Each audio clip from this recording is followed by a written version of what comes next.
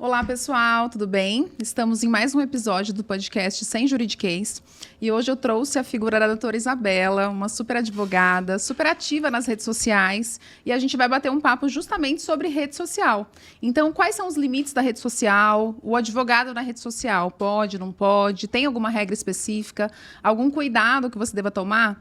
E dá para monetizar sendo mais ativo nas redes sociais, na área jurídica também? Tudo isso vocês verão hoje nesse podcast aqui com a gente. Então, segue aí para vocês não perderem nada. Então, vou agradecer primeiramente a sua presença aqui, doutora. Agradeço de coração. Olá, tudo bem, pessoal? Como já muito bem apresentada, eu agradeço pelo convite. Eu sou advogada, estou formada já há 5 anos. Sempre estive nessa área, sempre vivi essa área. Na verdade, tem muito fruto da família. E eu sou suspeita para falar porque eu sou apaixonada mesmo pelo direito. Acho que a gente, por estar sempre nisso, acho que a gente respirou o direito, respirou a área jurídica durante todo o meu crescimento, na verdade.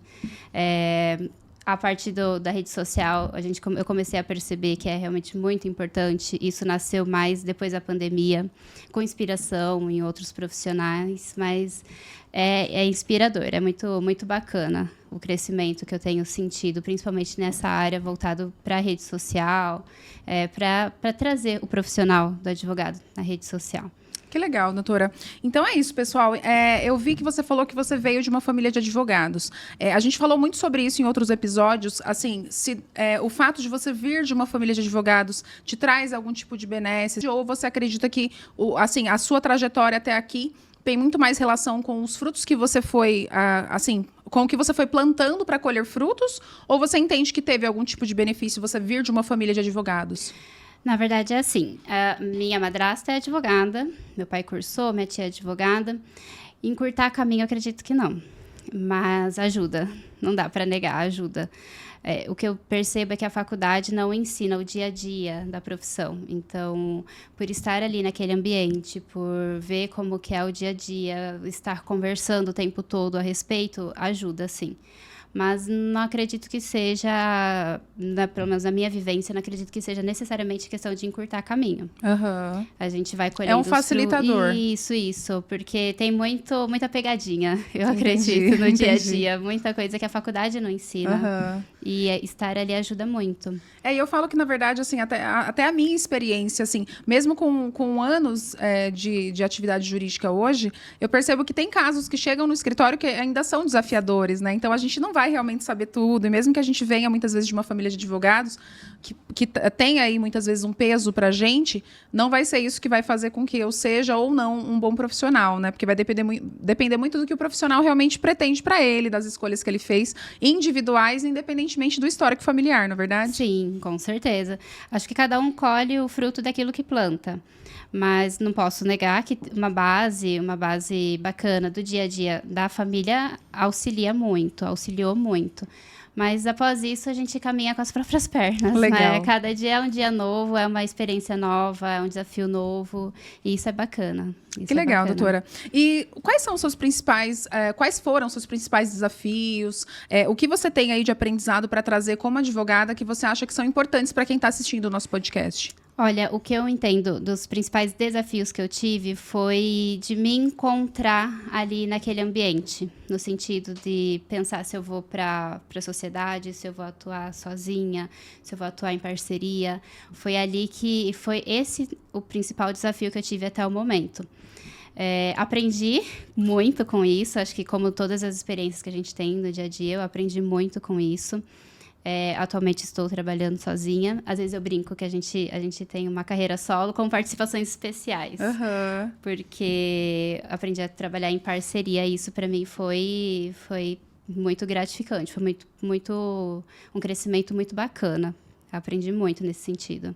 Que legal. Então, você acredita que, por exemplo, na sua visão, a sociedade é importante ou você acha que é muito melhor trabalhar em parceria ao invés de ser sócia de uma outra pessoa? Ai, definitivamente. Eu acredito que a parceria é o melhor caminho. Com a minha experiência, a parceria foi o melhor caminho. Aham. A sociedade é um casamento, né? Sim. Muitas vezes a gente convive mais com o sócio, a sócia, do que com o próprio companheiro, companheira. O dia a dia ali da profissão. E no casamento a gente se ama, né? Sim. Na sociedade a gente tem afinidades. Exatamente. Então tem aquela questão do encaixe. Hoje, para mim, eu prefiro muito mais trabalhar com parcerias, com pessoas que eu conheço um pouco do modo de trabalhar. A gente tem esse encaixe para aquele caso. Então, para mim, tem sido mais enriquecedor fazer parcerias do que trabalhar em sociedade. Que legal. E olha que legal, gente. No passado, o advogado, ele tinha muito essa ideia de que vou montar um escritório, deixa eu procurar sócios para a gente poder trabalhar, né? Eu falo porque eu trabalhei muitos anos no escritório de advocacia e que existiam sócios lá. E eu percebia que realmente na dinâmica, no dia a dia do escritório, muitos desentendimentos eram justamente por essa sociedade, que é, como a doutora disse, é um casamento sem amor, né? E isso realmente trazia muitos problemas no dia a dia do escritório. E eu percebo que agora os advogados, assim, é uma tendência que, ao meu ver, vem assim, surgindo mais forte agora, há uns 2 anos atrás, que isso começou a ficar mais presente na vida do advogado, dele, na verdade, querer seguir em parcerias e não mais como uma sociedade, porque numa parceria vocês definem as regras. Muitas vezes, por exemplo, um cliente que você não tem tanta atuação, mas veio para você compartilhar esse cliente, então, com uma outra amiga advogada, para vocês trabalharem em conjunto e receberem os frutos em conjunto, né? Seria basicamente isso, não é verdade? Sim, sim, exatamente. É mais simples de trabalhar, eu acredito que é mais rápido também nesse sentido. Por isso que eu brinco sempre, é uma carreira solo com participações especiais. São pessoas que vêm para agregar, que também nós vamos a agregar para as colegas. Eu acho mais interessante, mais fácil também para trabalhar, para alinhar quais são os objetivos para aquela questão, para aquela demanda, não para uma vida toda, para uma sociedade em si. Porque você encerra o ciclo a partir do momento que encerra aquele processo, né? Exatamente. Mas, claro, né, doutora, eu acredito que existem muitas sociedades que dão muito certo, a gente vê no mercado aí, no dia a dia, só que eu acho que o mais importante é estar tudo muito bem alinhado, saber quais são os objetivos, saber quais são as formas de trabalhar, ter tudo muito bem conversado, quais são os valores de cada um, para que possam caminhar juntos. Essa é a parte mais importante que eu acredito para quem está com a ideia de montar uma sociedade, quem está com uma ideia de trabalhar nesse sentido, o mais importante é que esteja tudo muito bem alinhado. Legal. E é isso, gente, porque assim, uma sociedade, muitas vezes, para quem está pensando em seguir com sociedade, ela é interessante também no início, muitas vezes, de uma carreira jurídica, por exemplo, porque você consegue dividir custos de aluguel, dividir custos de secretária, de estrutura, então isso acaba até alavancando naquele início, né? E às vezes a pessoa, por exemplo, 2 sócios, tem um pouco mais de coragem, outro é mais medroso, então um vai impulsionando o outro, e aí depois, mesmo quando vocês resolvem seguir caminhos diferentes, tá cada um já, assim, como diz os nossos pais, usando um termo de mãe e pai, bem encaminhado, né?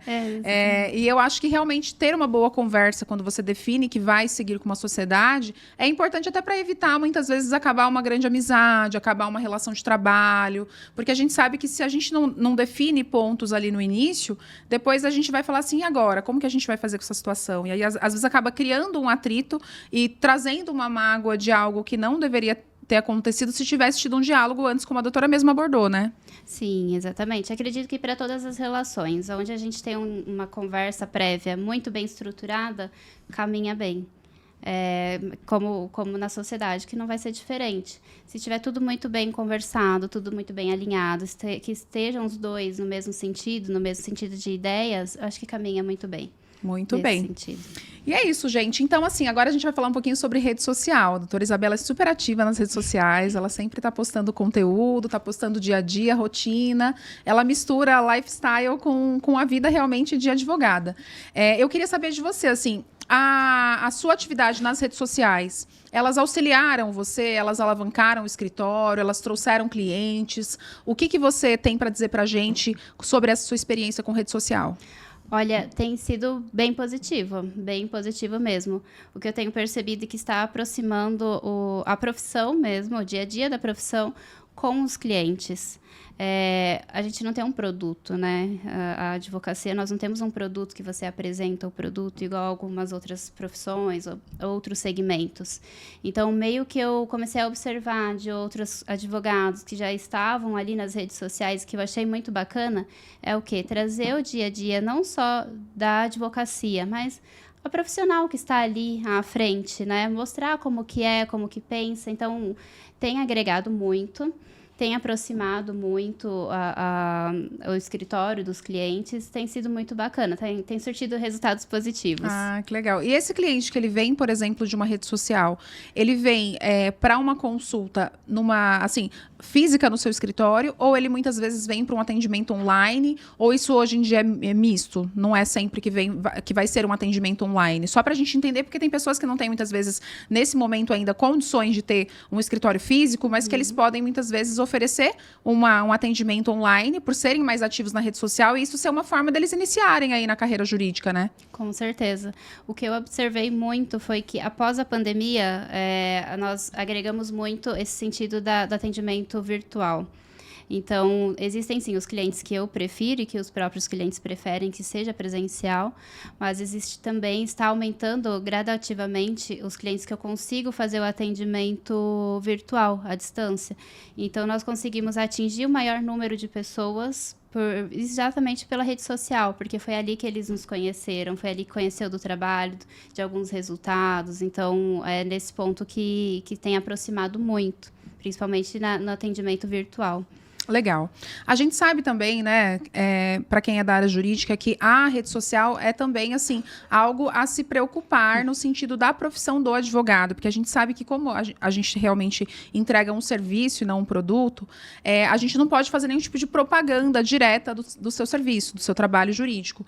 E a gente sabe que o Tribunal de Ética tem sido, assim, bastante até que agressivo em algumas decisões, como, por exemplo, de que o advogado não pode fazer dancinhas em TikTok. Qual que é a sua visão sobre isso? Assim, você acredita que realmente o advogado deve manter uma postura mais séria nas redes sociais? Você acha que ele fazer dancinhas, ele brincar com alguma situação de atividade dele é algo adequado para a profissão? Qual que é a sua visão sobre isso? Olha, eu acredito que é importante informar, é importante aproximar, mas também é importante manter a compostura também da própria profissão. A seriedade que é inerente ao advogado, né? Isso, para não confundir uma coisa com a outra. Nós estamos ali para aproximar. Na rede social, nós estamos ali para trazer a informação, né? Porque muitas das vezes aquela audiência, eles têm um pensamento diferente daquele que é o próprio direito em si. Então, a função é desmistificar. Não é, na minha visão, não acredito que trazer dancinhas não vai agregar tanto. Não vai contribuir. Exatamente, é ali pro conteúdo. Dessa forma, eu prefiro não trabalhar também. Uhum. Então, eu acho que realmente tem que ter um limite. Eu acho que, assim, como a nossa profissão é uma profissão que traz, assim, até no próprio histórico, uma seriedade, e isso é uma coisa até que, assim, totalmente importante, porque a gente vai lidar com uma situação de vida muito peculiar da pessoa, vai indiretamente invadir o íntimo dela, justamente porque ela tem que trazer esse problema para a gente poder tentar ajudar a solucionar. Então, realmente, na minha visão também, eu acredito que essa postura de rede social mais ativa, mas que não seja muito mais com conteúdo educativo e de transmitir o conhecimento, fica bastante pejorativo para a figura do advogado. E, de fato, nesse sentido, eu acho que o Tribunal de Ética tem tido decisões assertivas em inibir esse tipo de situação, porque eu acredito que realmente acaba, muitas vezes, maculando a imagem não só daquele advogado, mas de outros advogados, né?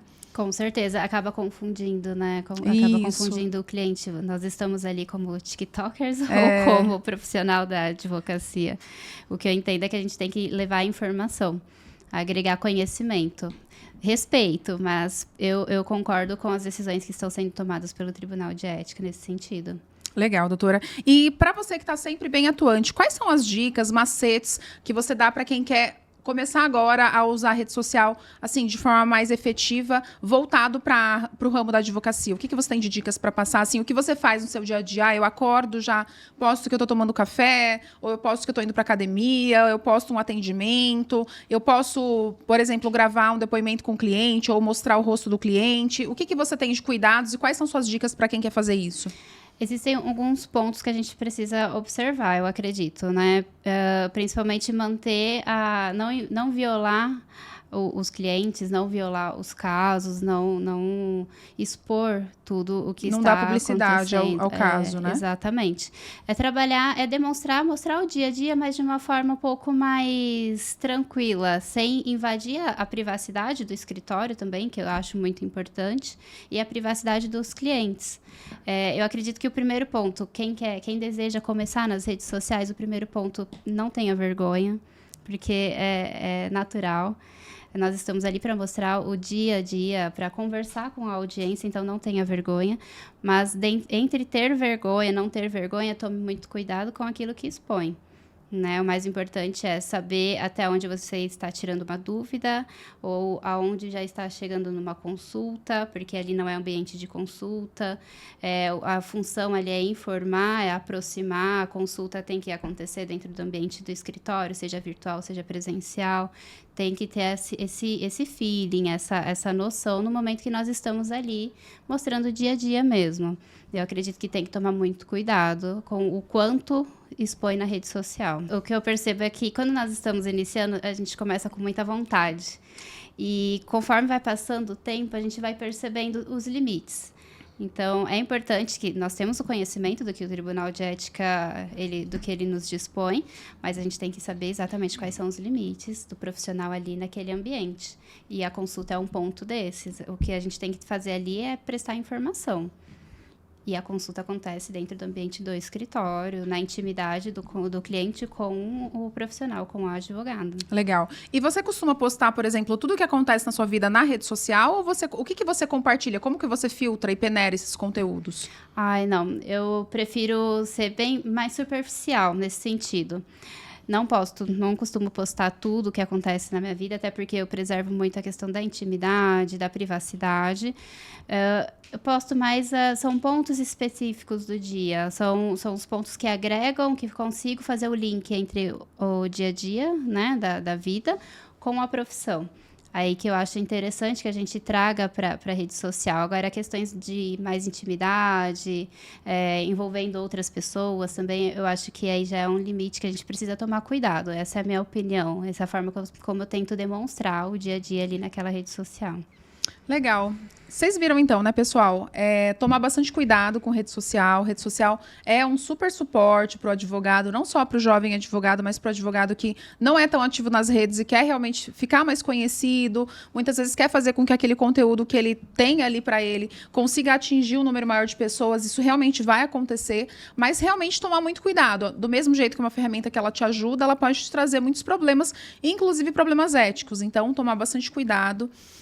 A gente sabe também que, como a doutora Isabela compartilhou para a gente, quando quer definir, fazer uma parceria ou firmar uma sociedade, é importante já alinharem tudo antes, para não terem dor de cabeça, para não desfazerem uma amizade, muitas vezes gerarem um conflito, até muitas vezes que vai para a via judicial. Com né? certeza. E aí eu queria agradecer a todos vocês aí e dizer que vocês que seguem a gente, compartilhem o conteúdo com o máximo de pessoas que puderem, para que todo mundo fique ligadinho aí, não perca nada dos episódios. E mandarem também dica de conteúdo, que temas vocês querem que a gente aborde aqui.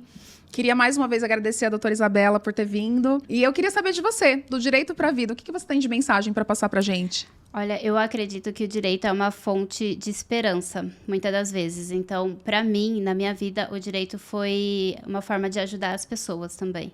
Além de ser o meu trabalho, a forma como eu tenho de trabalhar, é a forma de ajudar as pessoas. É uma fonte de esperança, uma fonte de atingir um objetivo, de reparar um dano, de atingir a justiça mesmo que a gente vê no dia a dia. Então, para mim, é isso. O direito é uma fonte de esperança, muitas das vezes. Olha, gente, que legal. Então, é isso aí, né? Os advogados entregam realmente esperança, porque quando o cliente deposita na gente a confiança de que a gente vai resolver aquele problema, que ele tem ali como realmente algo que está causando muito sofrimento para ele, ele acredita nesse profissional e ele deposita esperança nesse profissional. Então, a doutora realmente resumiu aí o que o direito representa na vida dela. E é isso, gente. Um beijão para todo mundo.